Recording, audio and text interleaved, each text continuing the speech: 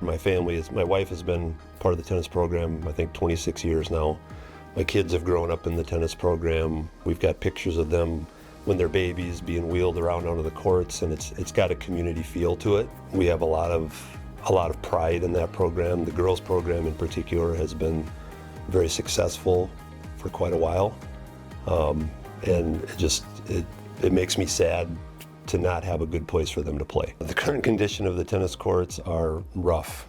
They are on the verge of unplayable. There's pieces of the courts that regularly are popping up. Before I go to my kids' tennis matches, I typically bring my leaf blower and the broom to clean the courts off because there's so many loose pieces. They're huge safety concerns. The chunks of the court like literally are peeling off, and last year I think I saw at least a half a dozen kids slip and go down during a tennis match. There's cracks that are large enough where kids have stepped in the cracks and rolled their ankles. Obviously the match itself is disrupted. If a ball hits the loose spot or the crack, the ball goes somewhere else and they have to stop and replay the point. The tennis courts have the typical routine of resurfacing them every X number of years.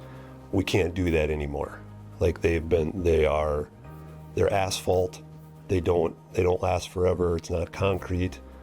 This has to be a complete tear down, rebuild, and I would be excited to see the coaches of the girls program, the boys program, the community, the administration coming together to make a good plan of how this is going to last for another 20 to 30 years.